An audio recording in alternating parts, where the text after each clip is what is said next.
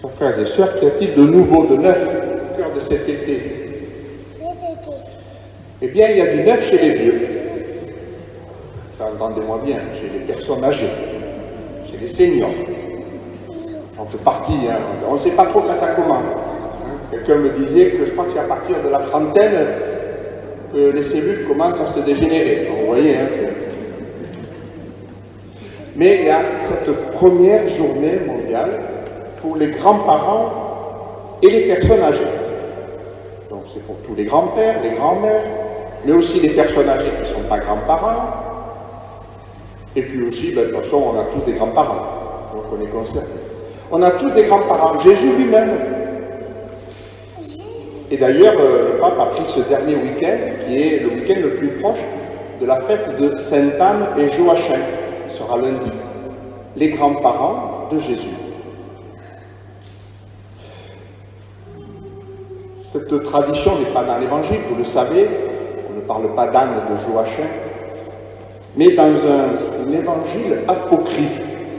Alors on a un peu tout entendu, l'évangile apocryphe, c'est pas l'évangile que l'Église a voulu cacher, des secrets, des machins, non. C'est simplement des évangiles qui avaient cours à l'époque, mais qui n'ont pas été choisis dans le corpus des textes canoniques, de ceux que nous avons dans nos Bibles. Je ne sais pas qu'ils étaient forcément hérétiques, celui-là en tout cas pas, d'autres des fois un peu plus, plutôt on appelle agnostiques. Et c'est ce texte-là qui nous parle justement d'Anne et de Joachim. Le pape a choisi le thème « Je suis avec toi tous les jours ». Vous avez reconnu certainement la formule de Jésus lui-même dans la finale de Saint Matthieu qui s'adresse aux disciples qui l'envoient. « Et moi, je suis avec vous tous les jours jusqu'à la fin des temps ». Le pape a personnalisé la formule « Je suis avec toi » de manière plus proche. Et de fait, c'est la tonalité de tout ce texte que j'aimerais un petit peu commenter, ce message que vous allez recevoir. Exceptionnellement, je ne vais pas reprendre les textes bibliques, mais plutôt ce message qui nous est adressé finalement à tous d'une manière ou d'une autre. Oui, donc un ton très personnel s'adresse sans cesse au tu, au je. À un moment, il précise « en tant que personne âgée comme toi ». Oui, c'est le pape qui vous parle. Évêque de Rome, d'ailleurs. C'est comme ça qu'il se présente. Pourquoi ce thème « Je suis avec toi tous les jours » Eh bien, peut-être parce que la question peut se poser dans le grand âge, dans les épreuves, dans la maladie, dans les souffrances, dans la dépendance, dans la fin de vie. Est-ce que le Seigneur est là, toujours, jusqu'au bout?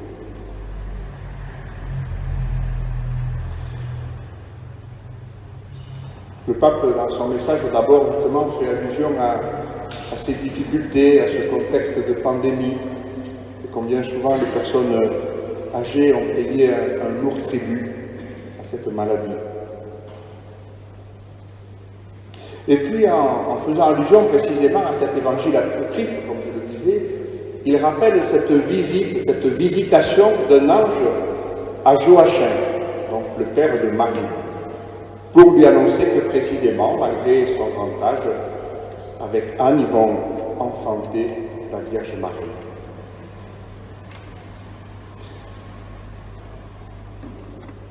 Le pape souhaite alors à tous les grands-pères, les grands-mères, toutes les personnes âgées, qu'elles reçoivent elles aussi la visite d'un ange, d'un envoyé de Dieu, d'un messager de Dieu.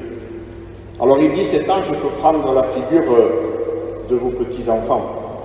Et de fait, peut-être en plus dans cette période d'été, vous avez à nouveau le goût et la joie de recevoir vos petits-enfants qui sont un peu comme des signes de cette tendresse de Dieu. Ça peut être aussi, poursuit le pape, un proche, je rajoute, un paroissien qui a le souci des personnes isolées. Mais aussi, c'est la parole de Dieu qui est ce messager. Il invite d'ailleurs les grands-parents, les personnes âgées, à la lire chaque jour. pour comprendre ce que le Seigneur attend de nous aujourd'hui à notre âge, précisait-il. Car, il rajoute, le Seigneur envoie ses ouvriers à sa vigne à tout moment. On connaît la parabole des ouvriers de la dernière heure. Et lui-même d'ailleurs, François de donner son exemple. Il a été élu pape à 76 ans, au moment où, dans l'Église, on prend sa retraite.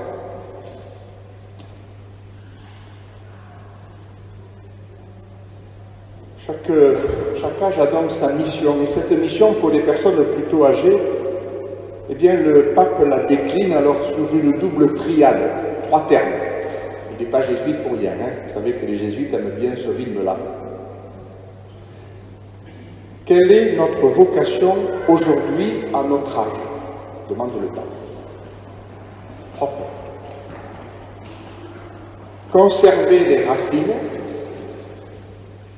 transmettre la foi aux jeunes, prendre soin des plus petits. Alors il demande, mais est-ce que c'est possible à notre âge, quand on est déjà vieux? Et il reprend précisément l'interrogation de Nicodème, qui s'adresse à Jésus. Peut-on naître à nouveau quand on est déjà vieux? Et il répond avec Jésus, oui, grâce à la force de l'Esprit Saint. Il s'agit bien comme de renaître après cette pandémie pour permettre à notre humanité, à notre monde de renaître aussi de cette pandémie. 3 points donc qui, d'ailleurs dans le texte, vous le verrez, ne sont pas tellement développés. Je me permets donc de les développer un peu. Conserver les racines. Les racines, ce n'est pas une question de nostalgie pour raconter nos souvenirs tout le temps qui n'intéresse plus personne. Non. Il s'agit de ce qui apporte la vie, les racines. Qu'est-ce qui apporte la vie? De ce qui fait tenir au sol, de ce qui attache à notre terre, du concret, de l'expérience. C'est aussi une question de mémoire, dit-il, et on va y revenir un peu plus tard. Et les racines, finalement, c'est ce qui permet à l'arbre de grandir. Et c'est dans les racines que les branches et les feuilles, les générations, puisent leur force. Deuxième point, transmettre la foi aux jeunes. Alors ça, c'est compliqué. Je sais que pour beaucoup de grands-parents, c'est souvent difficile, soit par rapport à leurs enfants ou par rapport à vos petits-enfants. Pour certains même, une sorte de culpabilité. Mais, vous le savez bien, on ne transmet pas la foi comme on transmet un relais. On va le voir bientôt à Tokyo, à la course de relais. On le donne et puis l'autre le donne, etc. C'est pas comme ça que ça se passe. Ce n'est pas votre foi que vous allez transmettre à vos enfants ou à vos petits-enfants. Mais c'est grâce à votre foi, au témoignage de votre foi, que peut-être l'Esprit va susciter la foi de vos enfants ou petits-enfants. C'est l'Esprit Saint qui suscite la foi, c'est pas nous. On arrive de Lourdes et Bernadette sans cesse le rappeler. Je ne suis pas chargé de vous le faire croire, je suis chargé de vous le dire. Vous n'êtes pas chargé de faire croire vos enfants ou vos petits-enfants, mais vous êtes chargé de leur dire votre foi. Dire que la foi, c'est une question d'expérience, de rencontre avec le Christ ressuscité. C'est cela qu'ils ont besoin d'entendre. Mais peut-être qu'on n'est pas si habitué que ça à en parler. Il est des fois plus facile de parler de la foi comme d'un contenu, de croyance, de rite, de dogme, que d'une rencontre qui a bouleversé notre vie. Témoignez de cela auprès des autres générations, de ce qui vous fait vivre, de ce qui a donné du sens à votre vie, de vos raisons d'agir encore parmi vos engagements, des fois au niveau social, au niveau de la justice, au niveau de la solidarité. Je pense que c'est cela que les jeunes générations attendent.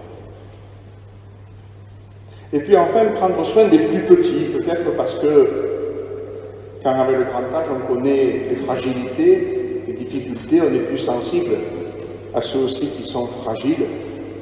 Peut-être aussi parce qu'on a un peu plus de temps disponible pour les autres. À ce sujet, permettez-moi au passage de vous mettre un peu en garde. Je vois aussi beaucoup de gens à la retraite. « Ah mon père, moi j'ai pas le temps, vous savez, depuis que je suis à la retraite, j'ai plus une minute à moi. » Oh là là. Faites attention. Vous risquez de ne pas profiter de ce temps-là. Alors je sais bien que la mentalité ambiante nous fait nous pousser là-dedans. Il faut être suractivé, suroccupé pour être vivant. Mais non. C'est précisément vous qui pouvez donner un autre témoignage. Et je dis ça en tant que curé, et je me le dis à moi aussi. Faisons attention. C'est peut-être pas de cela que notre société a tant besoin finalement. De voir de partout des gens suroccupés, et surtout les plus jeunes générations. Ça n'empêche pas de prendre un peu de temps pour la paroisse, bien sûr. Il s'agit donc d'une nouvelle naissance pour ce monde de demain, nous dit le pape. Je le cite. « Je voudrais te dire qu'on a besoin de toi pour construire de la fraternité et de l'amitié sociale. » On entend les termes de Fratelli Tutti, bien sûr. Pour construire ce monde de demain. Et le construire sur 3 piliers. Deuxième triade, et je finirai avec ça. Des rêves, de la mémoire, on y revient, la prière. Des rêves d'abord. Le pape ne le dit pas, mais c'est ma formule, vous savez, le dicton, si jeunesse savait, si vieillesse pouvait. Eh bien, il s'agit de ça. Il dit finalement, à partir d'une citation biblique, il peut y avoir des rêves des anciens qui sont mis en œuvre par les jeunes. Que vos rêves, à vous les anciens, deviennent les projets des jeunes. C'est vous qui les rêvez, c'est eux qui pourront les réaliser.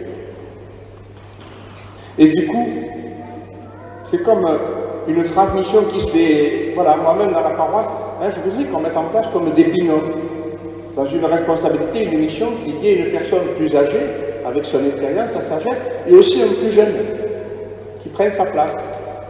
On a besoin de l'expérience des plus âgés, mais aussi du renouvellement. Trouver la manière de transmettre là aussi ces missions. Ensuite, la mémoire. Et le pape fait allusion notamment à toutes les générations qui ont vécu des conflits, des guerres, des combats. Et d'être là pour en témoigner, pour être des sages qui rappellent l'importance de la paix, de ce bien uni. Et puis cette mémoire, ça me fait penser, vous voyez, un peu comme des parents, souvent des mamans qui disent à leurs petits, « Allez, t'inquiète pas, ça va passer. » Ben oui. On peut dire, quand on est un peu plus ancien, ça va passer. Ne t'inquiète pas. Parce qu'on a cette expérience-là. D'avoir vécu des difficultés, des épreuves, des souffrances, mais c'est passé. Et on peut en témoigner aux plus jeunes, et je pense que les jeunes en ont besoin. Et du coup, cette mémoire, elle devient source d'espérance. Le passé, on le sait bien, ne s'oppose pas à l'avenir. Et puis enfin, pour finir, eh bien, la prière. C'est un poumon, dit le pape, dont ni l'Église, ni le monde ne peuvent se priver.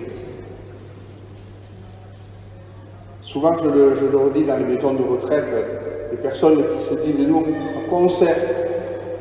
Un peu comme l'évêque de Nevers à Bernadette, je leur dis, moi je vous confie la mission de la prière. Priez pour notre monde, priez pour votre paroisse, pour votre curé. Priez pour tous ceux qui se dépensent dans la mission. Parce que c'est un peu comme le moteur de la mission, la prière. Et si ça s'arrête, il n'y aura plus de moteur. Priez pour le monde. Que ce soit dans une maison, que ce soit à domicile. Voilà. Et là aussi, ne me dites pas, ah, mon père, je n'ai pas le temps de prier. Ah là là, mais vous l'aurez quand le temps? À réveiller?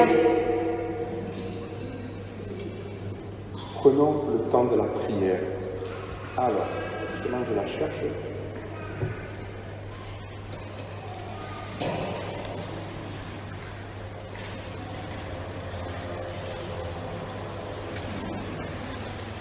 Voilà, on va finir en la redisant ensemble cette prière, on vous l'a distribuée. Bien sûr, vous pourrez l'emporter et la reprendre. On vous donnera aussi le message. Il y en a qui l'ont pris, il y en a qui en ont pris pour les autres, il y en a qui en ont donné à leurs petits-enfants. Nous pouvons la redire ensemble. Je te rends grâce, Seigneur, pour le réconfort de ta présence. Dans ma solitude, tu es mon espérance et ma confiance. Depuis ma jeunesse, tu es mon rocher et ma forteresse. Merci pour la famille que tu m'as donnée et pour la bénédiction d'une longue vie. Merci pour les moments de joie et pour les moments de difficulté. Merci pour les rêves réalisés et pour ceux qui sont encore à venir. Merci pour ce temps de fécondité renouvelé auquel tu m'appelles.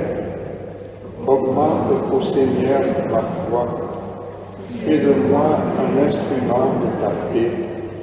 Apprends-moi à accueillir ceux qui souffrent plus que moi. Apprends-moi à ne jamais cesser de rêver et à raconter tes merveilles aux jeunes générations. Protège et guide le pape François et l'Église, afin que la lumière de l'Évangile se répande jusqu'aux extrémités de la terre.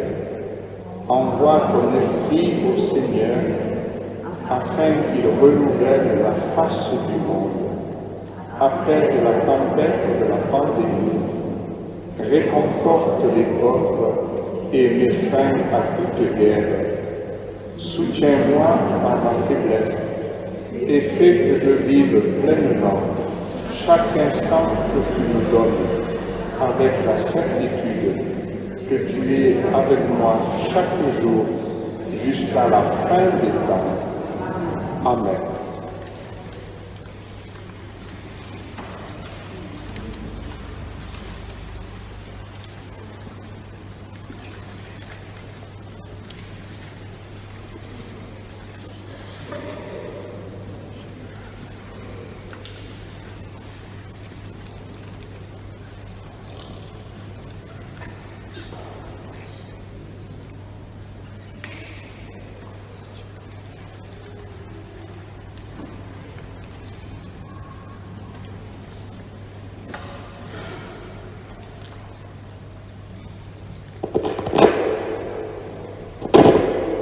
Ensemble, nous proclamons notre foi. Je crois en Dieu, le Père Saint-Puissant, Créateur du ciel et de la terre, et en Jésus-Christ, son Fils unique, notre Seigneur, qui a été conçu du Saint-Esprit, et né de la Vierge